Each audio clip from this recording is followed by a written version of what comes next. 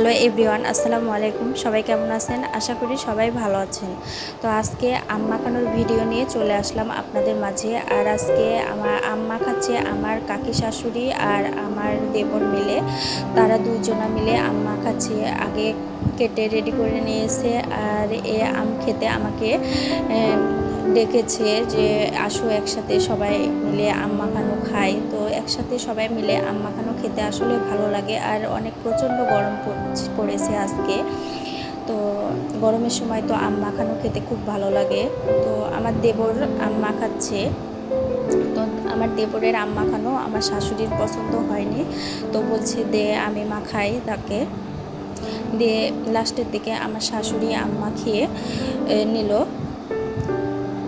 তো আমটা সবাই মিলে আম মাখানো খেতে আবার ভালো লাগে। তো আমার কাকি শাশুড়ি আবার অনেক ভালো করে আম মাখাতে পারে, সে কারণে সে ভালোভাবে মাখিয়ে আমাকে বলছে লেও এবার সবাই মিলে খাও।